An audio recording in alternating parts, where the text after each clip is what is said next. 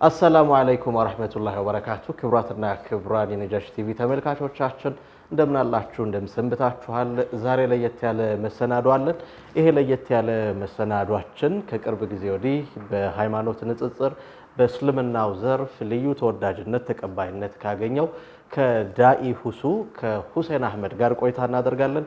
አብራችሁ እንድትቆዩ የአክብሮት ግብዣችን ነው። የተለያዩ አጠር ያሉ ጨዋታዎችን ቆይታዎችን እናደርጋለን። አብራችሁን ቆዩ። ሁሴን አህመድ እንኳን ደህና መጣ። ሰላሙ አለይኩም። እንኳን ደህና ቆያችሁ። ወአለይኩም ሰላም ወራህመቱላሂ ወበረካቱ። ስለመጣ ደስ ብሎናል። እንግዲህ አንተ ከቅርብ ጊዜ ወዲህ በቲክቶክ በተሰኘው የማህበራዊ ድረገጽ በበርካቶች ትኩረት ስበሃል አግኝተሃል። ይሄ ምክንያቱ ደግሞ በንጽጽር ነው። የሃይማኖት ንጽጽር ላይ ትሰራለህ ሙስሊሙን በመወከል። እንግዲህ በዚህ ሁኔታ ነው ዛሬ ቆይታችንና ጨዋታችንን የምናደርገው። ከዛ በፊት ግን እንተዋወቅ። ሁሴን አህመድ የት ነው የተወለደው? የት ነው ያደገው? አሁን ባለትዳር ነው ወይስ እንዴት ነው? ስለ ራስ ንገረን። እኔ ስሜ ሁሴን አህመድ ወይንም ሁሱ እባላለሁ። የተወለድኩት ደጋን የምትባል ከተማ ነች። ይሄ ነው ኸይር። እንግዲህ ከተወለድክ በኋላ ያው መማሩ የሚጠበቅ ነው፣ ቂርአት መቅራት የሚጠበቅ ነውና የቂርአት ህይወትህ የት ነው ያለፈው? የትምህርት ሁኔታ ምን ይመስላል? ልጅነትህ፣ ወጣትነትህ እንዴት ነው ያለፈው?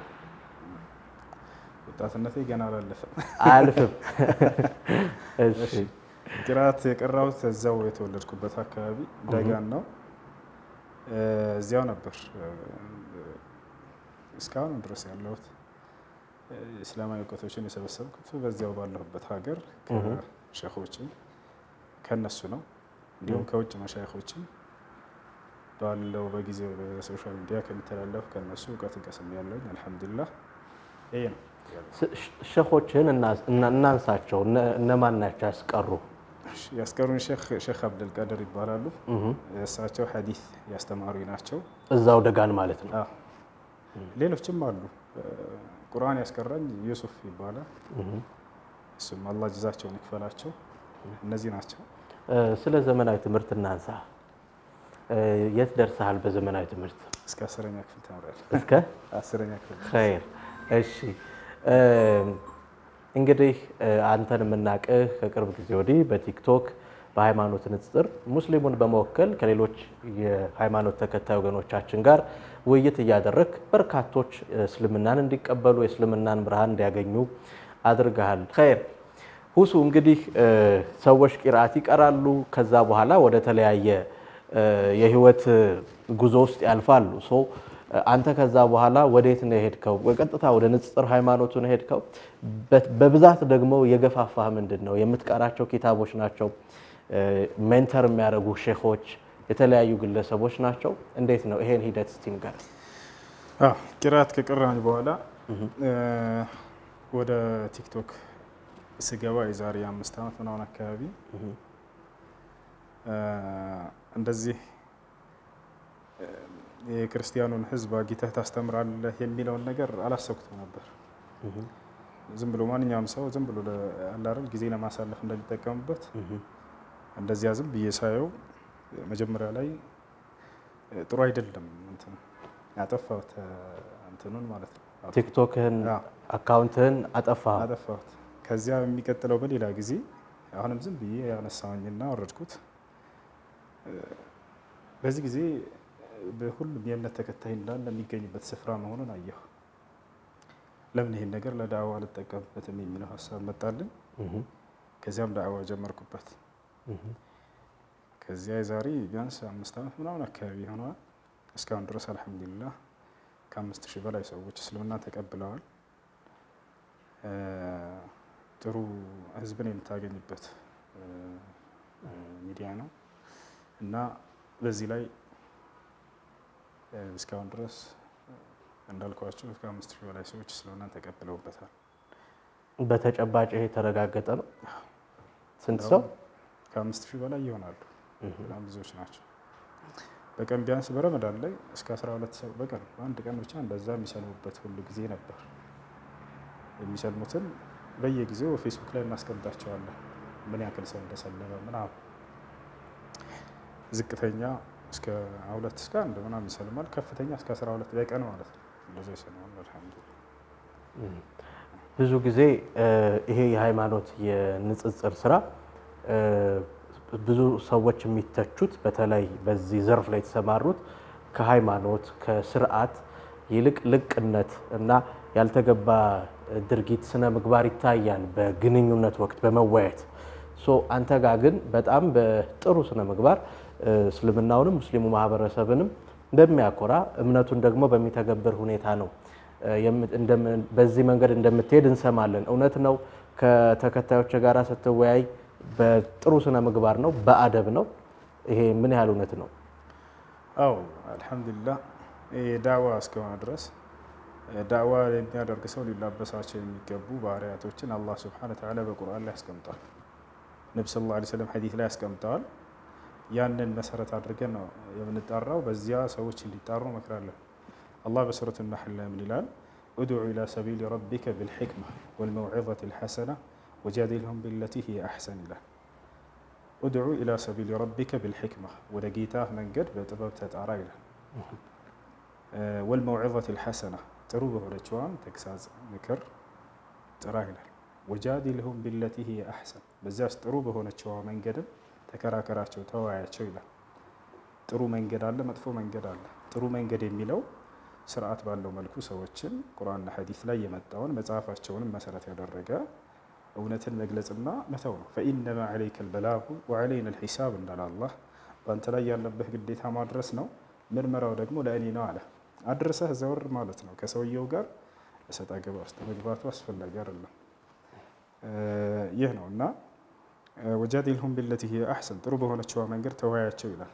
መጥፎ የመወያያ መንገድ እንዳለ ያስረዳናል አንቀጹ ማለት ነው። መጥፎ ምንድን ነው? መሰዳደፍ፣ መዘላለፍ፣ አንዱን ከፍ ዝቅ ማድረግ፣ እዚህ ውስጥ መግባት ማለት ነው።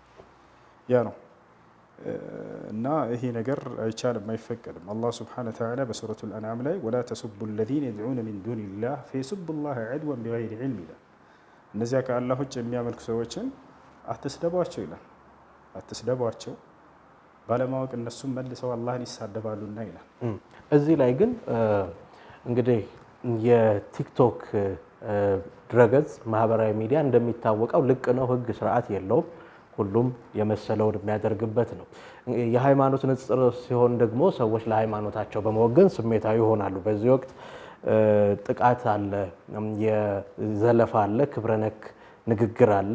እኒህን ነገሮች አንተ የምትቋቋምበት መንገድ ምንድን ነው? እስካሁንስ እንዴት ነው ይሄንን ተቋቁመህ መዝለቅ የቻልከው? ሚስጥር አለው? ካለው ብትነግረን። አዎ ሚስጥር አለው የምንታገስበት። አላህ ሱብሓነሁ ወተዓላ የሚገርም የቁርአን አንቀጽ፣ ሁሉም ይገርማል። አጅብ ነው እና ሰሚዕና ቁርአንን አጀባ ነው አይደል? ወስቢር ሊሑክሚ ረቢከ ፈኢነከ ቢአዕዩኒና ይላል። ወስቢር ሙሐመድ ሆይ ታገስ ይላቸዋል። ሊሑክሚ ረቢከ ለጌታ ፍርድ ታገስ። ፈኢነከ ቢአዕዩኒና አንተ በአይናችን ቁጥጥር ስር ነህና ይላቸዋል። የምንናገረውን ንግግር የምንሰራውን ስለ አላህ ሱብሓነሁ ወተዓላ እያየ እስከሆነ ድረስ ለእርሱ ስንል ትዕግስት አድርገን ማስተማር ግድ ይላል።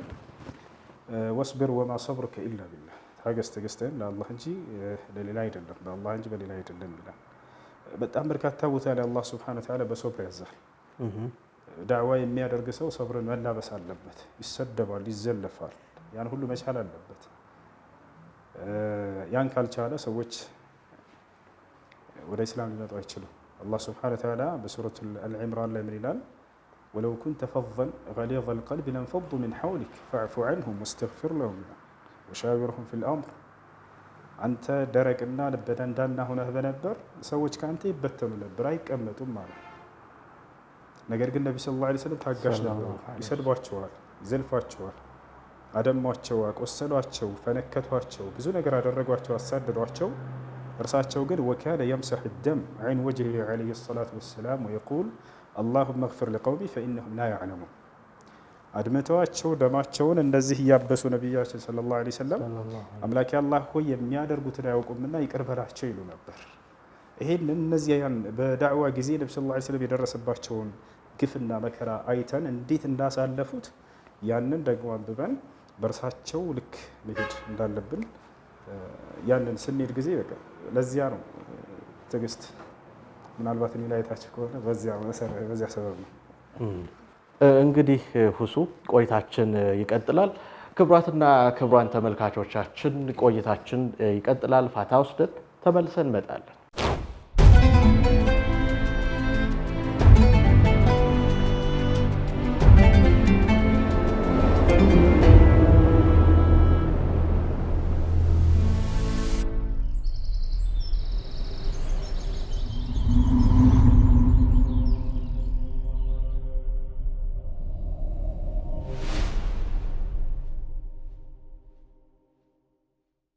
ክቡራትና ክቡራን ተመልካቾቻችን ከዳኢ ሁሴን አህመድ ጋር የምናደርገው ቆይታ እንደቀጠለ ነው። አብራችሁን ቆዩ።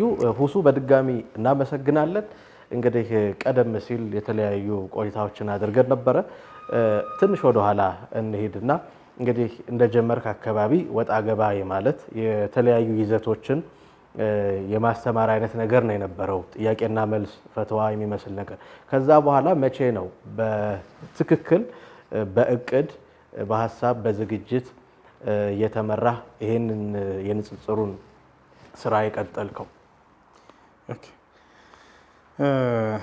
እንግዲህ ሶሻል ሚዲያ ላይ ስትቀመጥ ብዙ አይነት ሰዎች ይመጣሉ።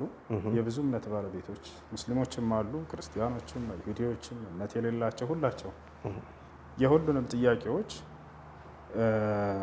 ከቁርአን ከሐዲስ እና ከመጽሐፋቸውም መሰረት በማድረግ ያወቅነውን ማሳወቅ ነው። ነቢያችን ሰለላሁ ዐለይሂ ወሰለም በልጉ ዐኒ ወለው አያ ነው ወሐዲሱ ዐን በኒ እስራኤል ወላ ሐረጅ፣ ከእኔ የሰማችሁትን ለሌሎች አድርሱ አንዲትም አንቀጽም ብትሆን እንኳን ይላል።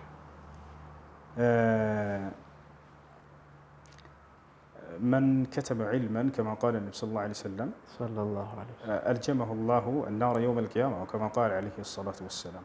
የሆነን ሸሪዓዊ እውቀት እያወቀ ለሌሎች ከማሳወቅ የደበቀ ሰው አላህ ስብሓነሁ ወተዓላ የትንሣኤ ቀን የእሳትን ልጓም በአፉ ላይ ያደርግበታል አይነት ተናግረዋል። የምናውቀውን ለሰዎች ማሳወቅ ግድ ይለናል። ይህ ቁርአናዊም ሐዲሳዊም አስተምህሮ ነው። ከቁርአንም ሆነ ከሐዲስ እንዲሁም ከዑለሞች የሰማነውን እውነት ሰዎች በዚያ ላይ ማወቅ የሚያስፈልጋቸው ነገር ካለ ያን የሰማነውን ማድረስ። ነቅል ከላም ልዑለማ ወከላም ረሱል ዐለይሂ ሰላቱ ወሰላም ቀብለ ዛሊክ፣ የአላህና የመልእክተኛውን የዑለሞችን ንግግር ለሰዎች ማድረስ። ይሄ ነው ስራችን እዚህ ቦታ ላይ። ሌላው ንጽጽሩን አስመልክቶ የሚያስተምሩ ኪታቦች አሉ። እነዚያንም አንብቤያለሁ አልሐምዱሊላህ። ለምሳሌ ሸይኹል ኢስላም ኢብኑ ተይሚያ ረሒመሁላህ ተዓላ አልጀዋብ ሰሒሕ ሊመን በደለ ዲን አልመሲሕ የሚለው መጽሐፉ በጣም አሪፍ መጽሐፍ ነው። እያነጻጸረ ክርስትና ከመሰረቱ አንስቶ እስከ መጨረሻው በክርስትና ላይ መሲሁን ዒሳ ዓለይሂ ሰላምን ወደ መለኮት ከፍ ሊያደርጉበት ወይም መለኮታዊ ባህሪ ያለው ሊሉ የቻሉበት ጥቅሶችን ከመጽሐፍ ቅዱስ ራሱ እያነሳ በዚያ ላይ መልስ የሰጠበት የሚገርም መጽሐፍ ነው። ይህን መጽሐፍ አነበብኩ አልሐምዱሊላህ። እና ሌሎችም የኢብን አልቀይም ከዛሊክ ሂዳየቱል ሐያራ የሚል መጽሐፍ አለው። ሌሎችን መጽሐፍቶች እነዚህን አነብ ነበር። ከዚያ በኋላ ያን መሰረት ባደረገ ንጽጽር ጀምረናል። አልሐምዱሊላህ ወስተመረና ዐላ ዛሊክ። አሁን በእቅድ ነው በዝግጅት አስባችሁበት ነው እየሰራችሁ ያለሁት? አሁን ባለው ሁኔታ አስበህበትና አቅደህ ነው እየሰራ ያለው? አዎ፣ ዳዕዋ ነው። ዳዕዋ ዒባዳ ነው። ዒባዳ በህይወት እስካለን ድረስ የማያቋርጥ የሆነ አምልኮ ነው። ወዕቡድ ረበከ ሐታ የእትየከል የቂን ይላል አላህ ሱብሓነሁ ወተዓላ። ሞት እስኪመጣብህ ድረስ ጌታን አላህ ተገዛ ይላል። ዒባዳ ደግሞ ትልቁ የአምልኮ ስርዓት ነው። እኛና ነቢያችን ሰለላሁ ዐለይሂ ወሰለም እና እኛ የታዘዝንበት ነው። አላህ በቁርአን ላይ ኡድዑ ኢላ ሰቢል ረቢክ ኡድዑ በሚለው ቃል ላይ አምር አለበት። የአላህ ሱብሓነሁ ወተዓላ ትእዛዝ አለበት። ተጣራ ወደ ጌታ መንገድ ይላል። ወልተኩን ሚንኩም ኡመቱን የድዑነ ኢለል ኸይር፣ ወደ መልካም የሚጣሩ ትውልዶች ከእናንተ ይኑሩ ይላል አላህ ሱብሓነሁ ወተዓላ። ከሌሎች ትውልዶች የተለየንበትና የበለጥንበት ምክንያት ይሄው ነው። ኩንቱም ኸይረ ኡመቲን ኡኽሪጀት ሊናስ ተእምሩነ ቢልማዕሩፍ ወተንሀውነ ዐኒል ሙንከር ይላል። ያኒ በመልካም የምታዙ ከመጥፎ የምትከለክሉ ከትውልዶች ሁሉ የወጣችሁ መልካሞች እናንተ ሆናችሁ እያለ ያዘናል። ከትውልዶች ሁሉ የበለጥንበት በመልካም ስለምናዝ ከመጥፎ ስለምንከለክል ነው። የመጥፎ ሁሉ መጥፎ ደግሞ አላህ ሱብሓነሁ ወተዓላን መካድ ነው። የመልካም ሁሉ መልካም ደግሞ አላህ ሱብሓነሁ ወተዓላን መገዛት ነው። ስለዚህ ሰዎችን ከዚህ ከመጥፎ ካሉበት ክህደት መንገድ ወደ መልካሙና ወደ አላህን ወደ ማመን ወደ ተውሂድ መጣራት እሱን ነው እየሰራን ያለ ነው።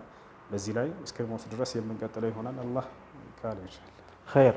የህዝበ ክርስቲያን ወይም ደግሞ እንግዲህ ማህበራዊ ሚዲያ የሁሉም እምነት ተከታዮች የሚጠቀሙበት አንድ የሚዲያ አይነት ነው። ምን ይመስላል ምላሻቸው እነዚህ ወገኖቻችን? እንግዲህ ክርስቲያኖች ብዙ አይነት ናቸው። ሲመጡ ጊዜ ወደ እኔ እረዳቸዋለሁ። ብዙ አይነት ናቸው። አንደኛ ተሳዳቢዎች አሉ፣ ዘላፊዎች አሉ። ያው የነገሯቸውን የጫኗቸውን መጥተው የሚያራግፉ አሉ። ሁሉንም የምናስተናግድበት መንገድ የተለያየ መሆን አለበት። አንድ ዶክተር ወደሱ ታማሚዎች በሚመጡ ጊዜ አንድ አይነት መርፌ አይደለም የሚሰጣቸው፣ አንድ አይነት ከኒን አይደለም የሚሰጣቸው፣ የተለያየ ነው። ስለዚህ ያ ዶክተር ያንን መጀመሪያ ያለበትን ህመም ማጥናት አለበት፣ ያነባዋል መጀመሪያ። ከዛሊክ ልክ እንዲሁ ወደ አንተ የሚመጡትን ቀድመህ ረጋ ብዬ የማዳምጣቸውም ለዚህ ነው። ቃል በቃል በዛም ታላክፋቸው የምትመልስ ከሆነ ጅምር አልተረዳቸውም ሰዎች። ነቢያችን ሰለላሁ ዐለይሂ ወሰለም ከአዲያኖች መጥተው ሲጠይቁ ጸጥ ብለው ያዳምጧቸዋል። ከላስ ትላቸዋል። መጨረሻ ላይ አሁን ጨረስክ ይሏቸዋል። ይህ ዛሬ ይህን ቃል ለሁሉም የሚያስተምር ሰው እመክራለሁ። ይጨርስ ሰው ያለውን በቃ ብቻ አላህና መልክተኛው እንዳይሰድብ ጥያቄህን በስነ ስርዓት አቅርብ ትለዋለህ። ቢአደብን ወእሕትራም አላህ እንዲህ ላድርገው ሙሐመድ እንዲህ ላድርግ የዛኔ ታስቆመዋለህ። ታለርና ጥያቄ ከሆነ እስከ የሚጠይቀው የሰማውን ነው ይሄ ሰውዬ የሚያወራው። በነቢያችን ሰለላሁ ዐለይሂ ወሰለም ላይ ትችት ሊሆን ይችላል። ታስጨርሰውና ከዚያ በኋላ መልሰን ትጀምራለህ። እና ልገልጽ እንደሞከርኩት የመጀመሪያዎቹ ተሳዳቢ አይነቶች ናቸው። እነዚህን ተሳዳቢዎቹን በመሳደብ አትመልሳቸው፣ በመልካም ነው የምትመልሳቸው። አላህ በቁርአን ላይ ወላ ተስተዊል ሐሰነቱ ወለ ሰይአ ኢድፈዕ ቢለቲ ሂየ አሕሰን ይላል። መጥፎ ጸባይና ጥሩ ጸባይ እኩል ሊሆኑ አይችሉም። መጥፎን ጸባይ በጥሩ ጸባይ መልሱት ይላል። እናታችን አይሻ ረዲየላሁ ዐንሃ ስለ ነቢያችን ሰለላሁ ዐለይሂ ወሰለም ስትናገር ምን አለች? ማ ካነ ነቢዩ ሰለላሁ ዐለይሂ ወሰለም የረዱ ሰይአተ ቢሰይአ ወላኪን ካነ ያዕፉ ወየስፋሕ። የአላህ መልእክተኛ ነቢዩ ሰለላሁ ዐለይሂ ወሰለም ክፉን በክፉ አይመልሱም ነበር፣ ይልቁንስ ክፉን ይቅር ይሉ ነበር፣ ያልፉ ነበር፣ ይምሩ ነበር አለች። በዚህ መልኩ ነው እንዲህ ላድርግህ ብሎ የሰደበን ሰው መመለስ የለብንም። ነቢያቶች የራሳቸው የግል ጉዳያቸው በሚሰደቡ ጊዜ ዞር ብላ አይመልሱም። አላህና መልእክተኛው ህግጋታቸው ሲጣስ የዛኔ ይቆጣሉ። ከማ ካነ ነቢዩ ሰለላሁ ዐለይሂ ወሰለም የንተቂሙ ሊነፍሲህ ኢነማ ኢዘን ቱሂከት ሑሩማቱላሂ ዐዘ ወጀል። ነቢዩ ሰለላሁ ዐለይሂ ወሰለም ስለ ራሳቸው ስለ ነፍሳቸው ተበቅለው አያውቁም፣ አይመልሱም ነበር። ነገር ግን የአላህ ህግና ስርዓት በሚጣስ ጊዜ የዛኔ ይቆጣሉ። ለምን ልጃቸው አትሆኑ?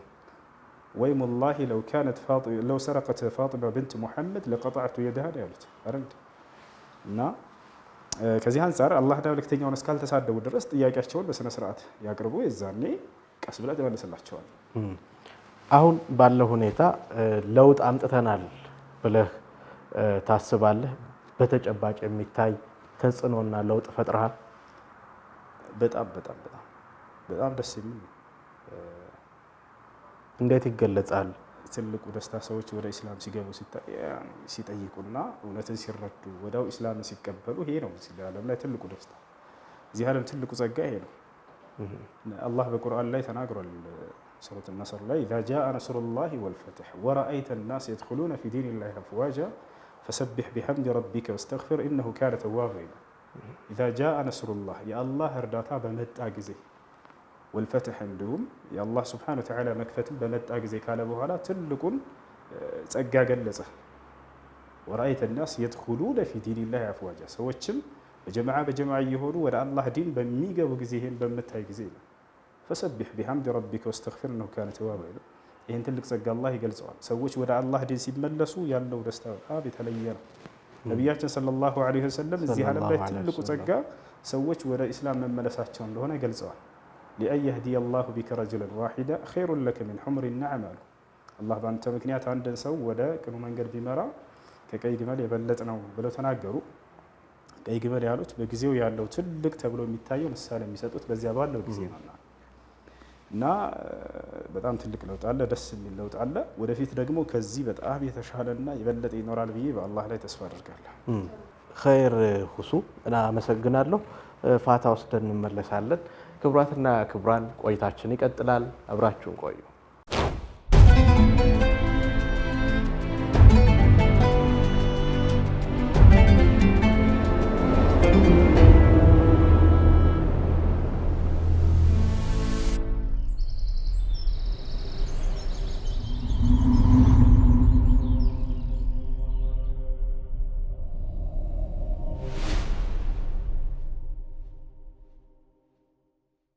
ክቡራትና ክቡራን ተመልካቾቻችን በሃይማኖት የንጽጽር ስራ ከሚታወቀው ከዳኢ ሁሴን አህመድ ጋር የምናደርገው ቆይታ እንደቀጠለ ነው። ሄድ መለስ እያልን ወዲያ ወዲህ እያልን እየተነጋገርን ነው። የመጨረሻው ምዕራፍ ላይ ደርሰናል። ቆይታችን ይቀጥላል። አብራችሁን ቆዩ። ካቆምንበት እንቀጥል። እንግዲህ ሁሱ የሃይማኖት ንጽጽር ስራ ላይ ፈታኙ ነገር አንዱ በተቃራኒ ሃይማኖት ወይም የሌሎች እምነት ተከታዮችን መጽሐፍና መመሪያ ማጥናት ነው። እዛ ላይ ትኩረት አድርጎ ተመስጦ መስራት ነው። አንተ ይሄን ጉዳይ መቼ ነው የጀመርከው እና በምን ያህል መጠን ነው ትኩረት የምታደርገውስ? አይከብድም? ለመግባባት አትቸገርም? ይሄ ልምድ ከየት ነው ያመጣኸው? እንግዲህ በዚህ ነገር ላይ ወደ 5 ዓመት ምናምን እየሆነኝ ነው። በየጊዜው አነባለሁ። የሁሉ መሰረት ቁርአን ነው። እንግዲህ እነዚህን መጽሐፍቶች ቀድሞ አላህ ሱብሓነሁ ወተዓላ በነቢያት በኩል ተናግሯቸው ነበረ። ዛሬ ላይ ግን የአምላክ ቃል ናቸው አንልም፣ ተበርዘዋል እንደተነገረ። አስላቸው መሰረታቸው ቁርአን ነው። አላህ በቁርአን ላይ ስለ ተውራትና ስለ ኢንጂል ከተናገረ በኋላ ኢና አንዘልና ተውራተ ፊሃ ሁደን ወኑር ይላል። እኔ ነኝ ተውራትን ያወረድኳት ይላል። ወአተይናሁ ልኢንጂል ይላል። ስለ ዒሳ የሰጠው ሲናገር ኢንጂልንም ሰጠሁት ይላል። ወአንዘልና ኢለይከ ልኪታበ ቢልሐቅ ሙሰዲቀን ሊማ በይነ የደይህ ሚን ልኪታቢ ወሙሀይሚነን ዐለይህ ይላል። ፈሕኩም በይነሁም ቢማ አንዘለ ላሁ ፊህ ይላል። ይሄ ነው መሰረቱ። በቃ በአንተ ላይ ደግሞ ቁርአንን አወረድኩልህ ከነርሱ በኋላ ይላል። እንግዲህ ያለፉትን መጽሐፎች ከገለጸ በኋላ ቁርአንን አወረድኩኝ ካለ በኋላ ቁርአንን በሚገርም ሁኔታ ይገልጸዋል። ሙሰዲቀን ሊማ በይነ የደይህ ሚን ልኪታብ ይላል። ያለፉትን ከመጽሐፍቶች የሚያረጋግጥ ሲሆን ይላል። እነዚህን መጽሐፍቶች ወርደው እንደነበር ከአምላክ ዘንድ ካረጋገጠ በኋላ በዚያ ውስጥ ያሉትን እውነታዎች ደግሞ እውን ብሎ ያረጋግጣል ይላል። እንግዲህ ይህ ሲባል ጊዜ መጽሐፉ አሁን ላይ ያለ ባለበት ይዘት ትክክል ነው ብሎ ማለት አይደለም። በውስጡ ያሉ እውነታዎች ለምሳሌ ሙሳ ነብይ ነው የሚል ካለ መጽሐፍ ቅዱስ ላይ ቁርአን አረጋግጦታል። ያው ሙሳ ነብይ ነው ብለን እናረጋግጣለን። ልክ እንዲሁ ዳዊት ነብይ ነው የሚል ካለ አሁን ዳዊት ነብይ ነው ብለን እናረጋግጣለን። እንዲሁም ሌሎች መሲሁ ዒሳ ዓለይሂ ሰላም በድንግልና መወለዳቸው ኢየሱስ በድንግልና ተወልዷል የሚለው ይሄ እውነት ነው ብለን እናረጋግጣለን። ማርያም እንደሆነች እናቱ እናረጋግጣለን። ማንም ወንድ ሳይነካት በድንግልናዋ እንደወለደችው እናረጋግጣለን። ሙታንን ሲያስነሳ እንደነበር በአላህ ፍቃድ፣ ማየት የተሳናቸውን ሲፈውስ እንደነበር በአላህ ፍቃድ። እነዚህ ሁሉ መጽሐፍ ቅዱስ ላይ ያሉ ተብሎ የሚታመኑትን ቁርአን ላይ ያሉትን እነዚህን እናጸድቃቸዋለን። እና ሙሰዲቀን ሊማ በይነ የደይህ ሚነል ኪታብ ማለት ይሄ ነው። ወሙሀይሚነን ዐለይህ ነው ደግሞ ቀጥሎ በእነዚያ ባለፉት ላይ ደግሞ ተጠባባቂ ነው ብሎ ገለጸው። ያሉትን ስህተቶች ደግሞ ኤክስ ያደርጋቸዋል ቁርአን።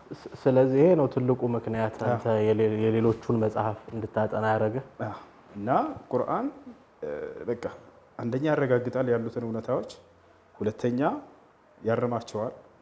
ፈሕኩም በይነሁም ቢማ አንዘለ ላህ አለ መጨረሻ ላይ በመካከላቸውም እኔ አላህ ባወረድኩት ህግና ስርዓት ፍረድ ይላል። ቁርአን በእነዚያ መጽሐፍቶች ላይ ያብራራቸዋል፣ ይገልጻቸዋል። ይሄኛው ስህተት ነው ይሄኛው እውነት ነው የሚለውን መነጽር በለው ቁርአን ለነዚያ ማለት ነው ያያቸዋል። ይሄኛው ስህተት ነው ይሄኛው እውነት ነው የሚለውን። ስለዚህ መሰረቱ ቁርአን ነው። ቁርአንን እንደ ማሐፈዜ ለዚህ ነገር ረድቶኛል፣ አግዞኛል። ስለዚህ አሁን በግልጽ እንድታደርግልን ቁርአን ላይ ያለህ ምርምር እውቀት እኛም እንደምናየው ነው፣ ግን መጽሐፍ ቅዱስን በተለየ ሁኔታ ታጠናለህ፣ ትመራመራለህ፣ ታነባለህ?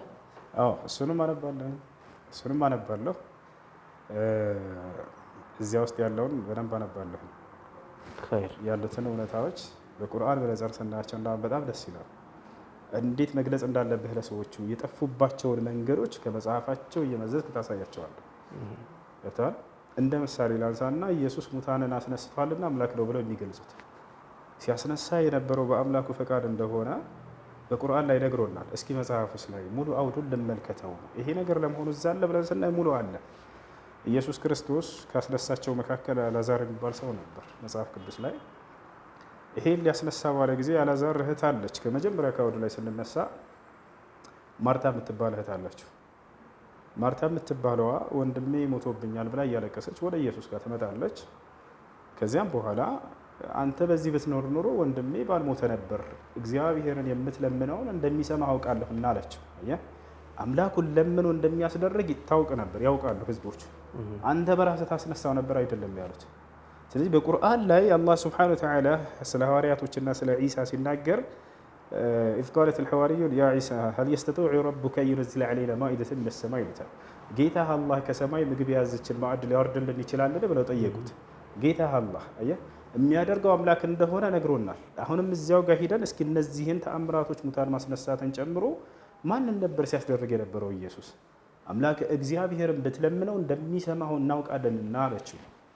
ወረድ ብሎ እዚያው ደግሞ አልዓዛርን ሲያስነሳ ጊዜ አምላኩን ሲያመሰግን እናየዋለን።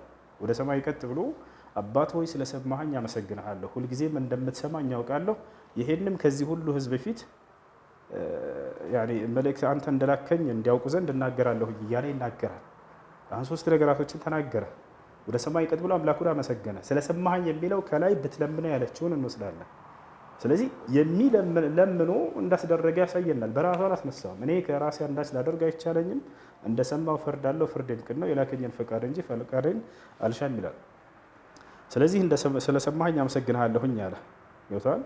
ሌላኛው እዚያው ቀጥሎ ምን አለ? ሁልጊዜም እንደምትሰማኝ ያውቃለሁኝ አለ። ይህ መሰል ተአምራቶችንም ሲያደርግ ጊዜ አምላኩን እየለመነ እሱ እየሰማው እያደረገለት እንደሆነ ይገልጽልናል። ይሄ ቃሉ ከአምላኩ በሚመጣ ፈቃድ ነው። የሐዋርያት ሥራ ምዕራፍ 2 ቁጥር 22 ላይ ጴጥሮስ የራሱ ተማሪ ምን ይላል?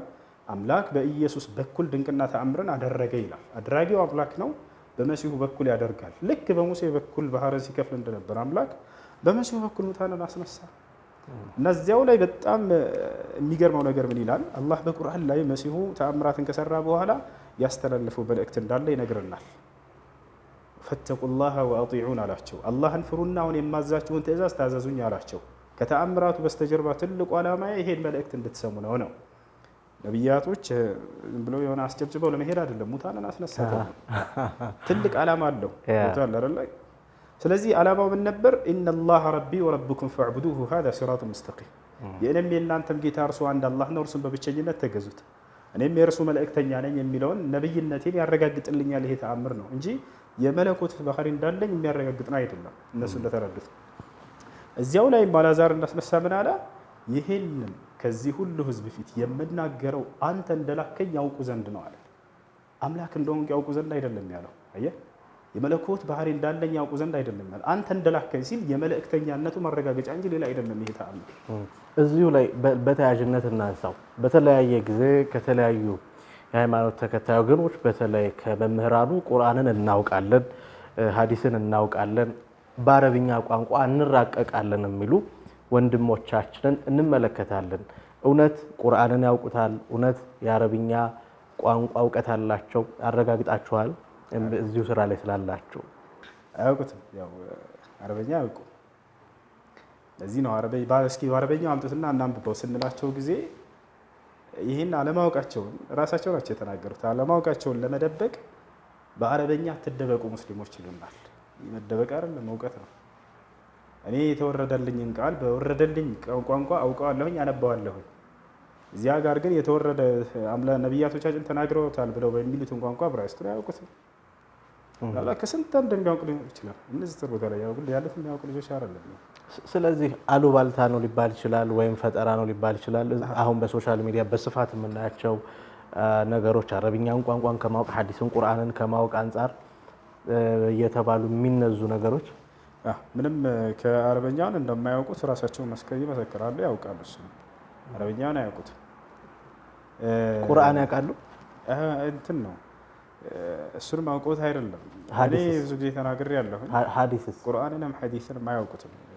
ናገራ ፊቴኑና እንደዚህ አይነቶችን ትችቶች እስኪ ተቹን አቅርቤ ያለሁ ለማንኛውም ከቄሶችም ከዲያቆናቶች ከሁላቸውም ማለት ነው። ማንኛውም ጥያቄ አይደለም፣ ችግር የለውም ማትጠይቁንሽ ትችት ኑና ኢስላምን ተቹ የምትተቹ ካለ ታላር ይሄን አያውቁትም አረበኛውን አውቃለሁ የሚል ካለ ላገኘው ደስ ይላል። መልካም ወደ ማሳረጊያው እንሂድ።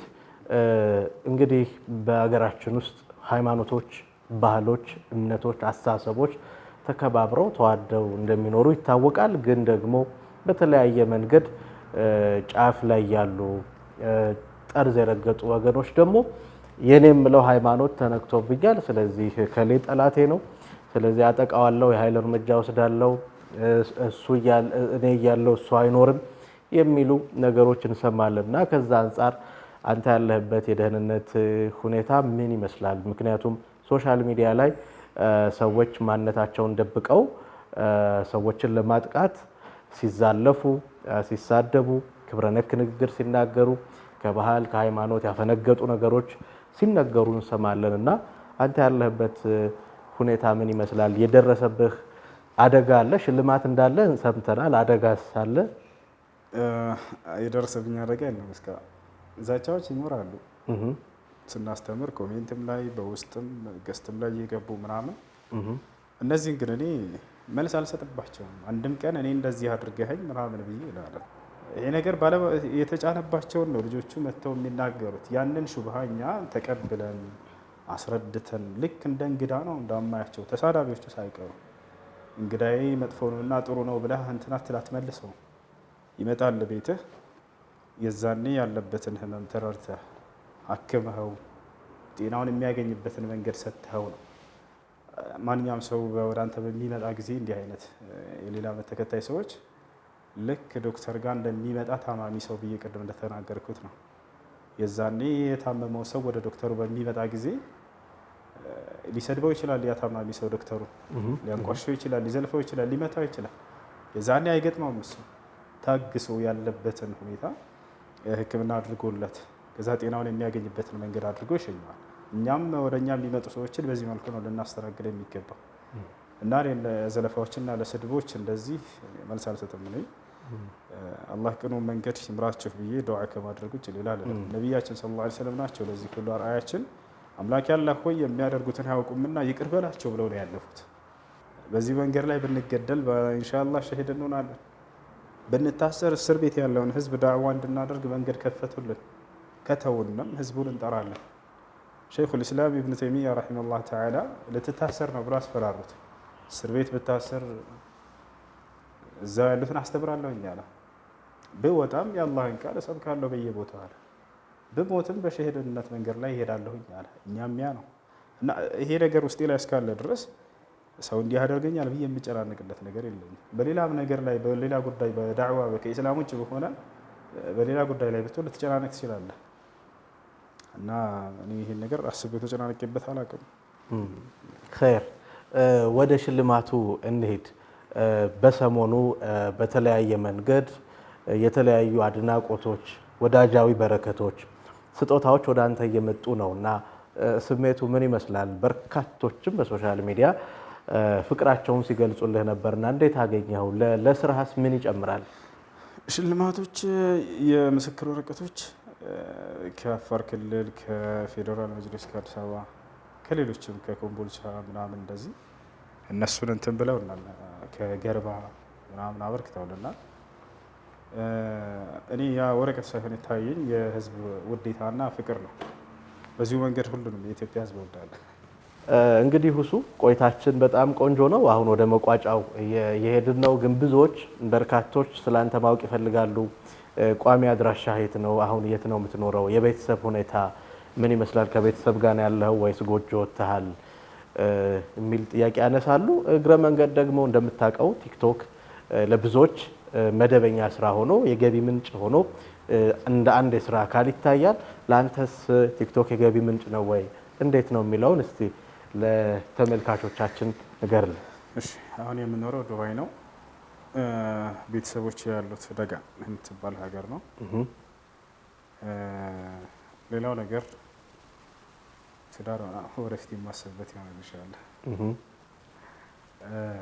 ቲክቶክ በራሱ የሚከፍል ነገር የለም። ሰዎች የሚከታተሉ ሰዎች ጊፍት የሚሰጡ ነገር ምናምን አለ። ያ አለ እንዲ ጌም ከፍቼ መጫወት ምናምን እሱን ሳይሆን ለዳዋ ነው የምጠቀምበት።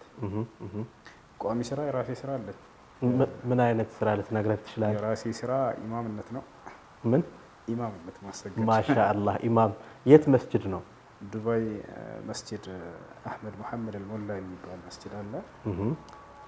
ዱባይ ከተማ ማሪና